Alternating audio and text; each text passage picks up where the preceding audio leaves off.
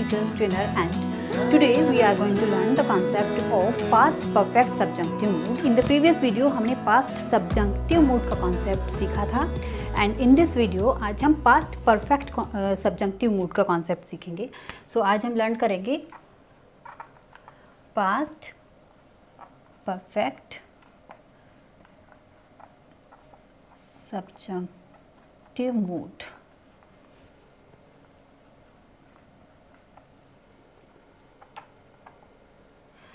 देखिए last video में हमने क्या देखा था कि पास्ट सब्जंक्टिव मूड में हम प्रेजेंट की unreal action and unreal situation को देखते हैं. Probable condition of present time हम पास्ट सब्जंक्टिव मूड में ये देखते हैं.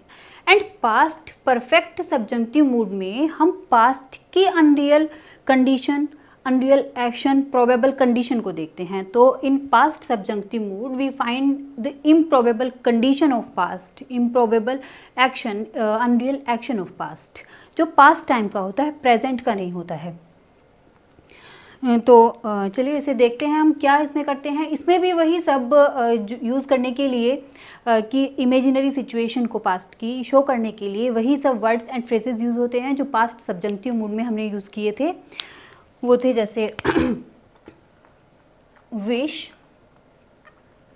ओ that, would that,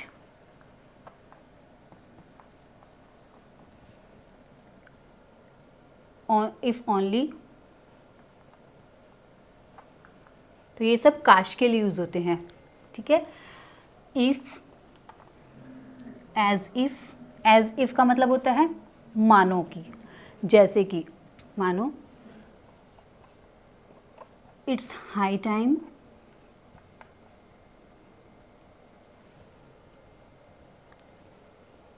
would rather,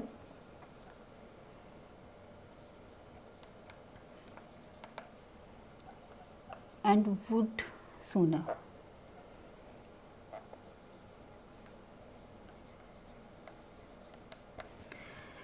तो इन्हीं सब का इमेजिनरी पास्ट की इमेजिनरी सिचुएशन को दिखाने के लिए, अनरियल एक्शन को दिखाने के लिए, प्रोबेबल कंडीशन को दिखाने के लिए हम इन्हीं सब वर्ड्स का यूज़ अपने सेंटेंस में करते हैं पास्ट परफेक्ट सब्जंक्टिव मूड में. अब यहाँ पे डिफरेंस क्या होता है. पास्ट सब्जंक्टिव मूड में हम स्टेट ऑफ बीइंग के लिए यूज़ कर रहे थे वर, लेकिन पास्ट परफेक्ट सब्जंक्टिव मूड में हम वर का यूज़ नहीं करते हैं. हम यूज़ करते हैं स्टेट ऑफ बीइंग के लिए हैड, क्योंकि इसमें जो पास्ट परफेक्ट टेंस होता है उसमें हेल्पिंग वर्ब हैड ही होती है ना.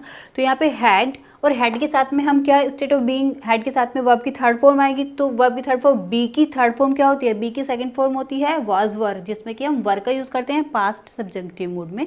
एंड बीन होती है थर्ड फॉर्म. तो हम यहाँ पे स्टेट ऑफ बीइंग के लिए यूज़ करते हैं पास्ट परफेक्ट सब्जंक्टिव मूड में हैड बीन. ये हम यूज़ करते हैं स्टेट ऑफ बीइंग के लिए.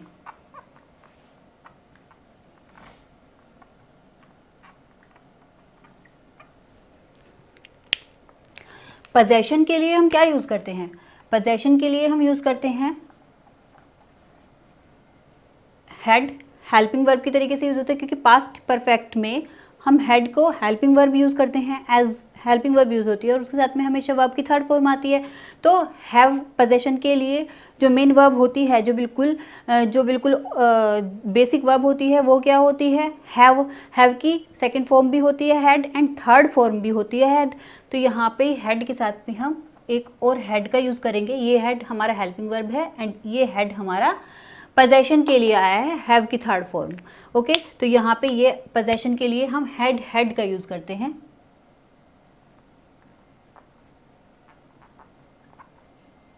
पोजेशन शो करने के लिए एंड एक्शन को शो करने के लिए हम यूज़ करते हैं हेड प्लस वर्ब की थर्ड फॉर्म. जैसे गो, वेंट, गोन. तो जैसे कि गो की फॉर्म हुई गोन. ठीक है. तो इस तरीके से हेड प्लस वर्ब की थर्ड फॉर्म हम इसमें यूज़ करते हैं.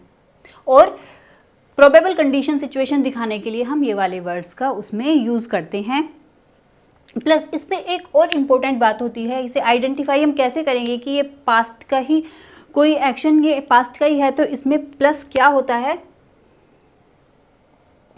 प्लस होता है कोई पास्ट का कोई time,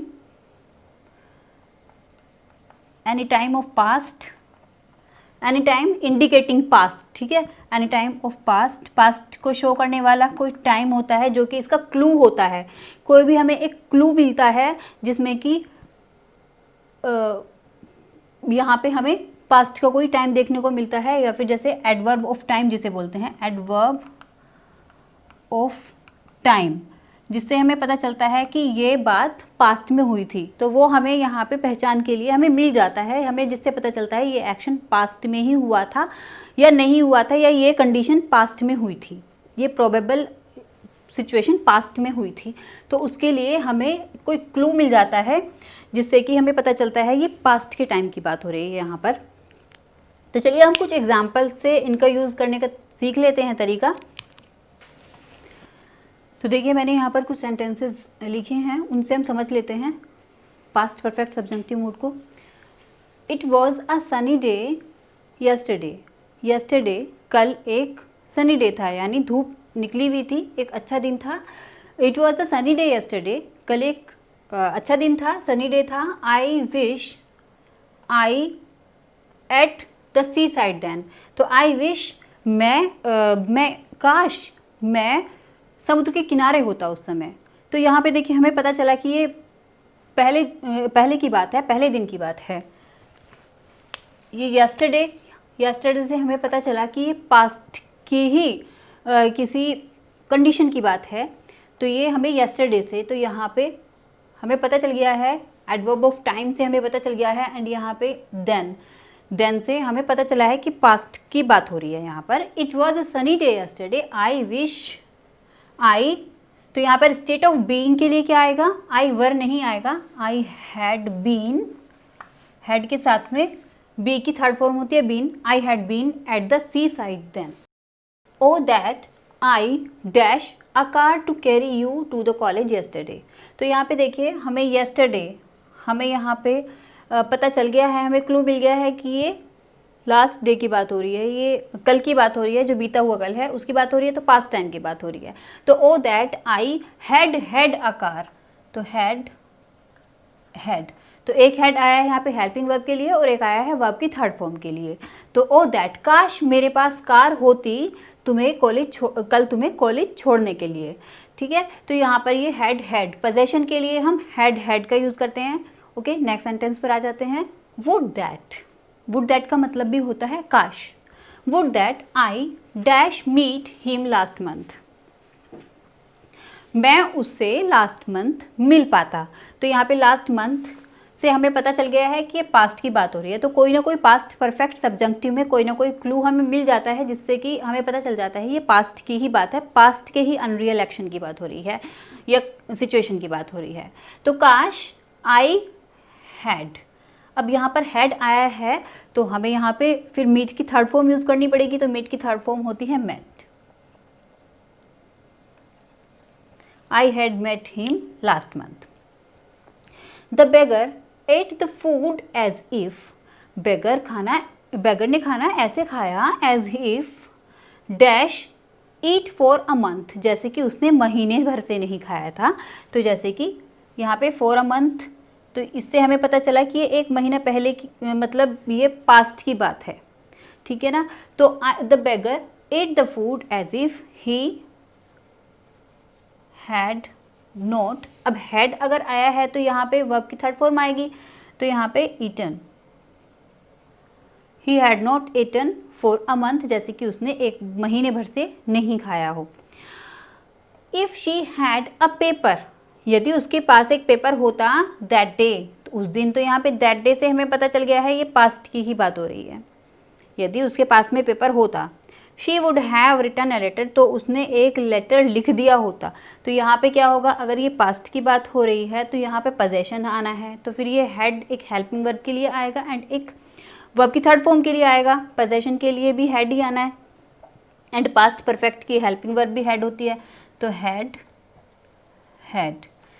if she had a paper that day, यदि उस दिन उसके पास में एक पेपर हुआ होता, she would have written a letter, तो उसने एक पत्र लिखा होता। तो यहाँ पर देखिए, जब ये कंडीशनल सेंटेंसेस में भी हमने किए थे ये वाले सेंटेंसेस, तो तब भी मैंने आपको बताया था कि पास्ट परफेक्ट ये मीन्स सब्जेक्टिव मूड में आता है। If she had a paper that day she would have written a letter, तो यहाँ पे इस तरीके के सेंटेंसेस में जब हमारी इफ़ क्लॉज, जब हमारी प्रोबेबल कंडीशन को दिखाने वाली क्लॉज हमारी परफेक्ट में होती है, पास्ट परफेक्ट में होती है, तो यहाँ पर हम वुड हैव प्लस वर्ब की थर्ड फॉर्म का यूज़ करते हैं।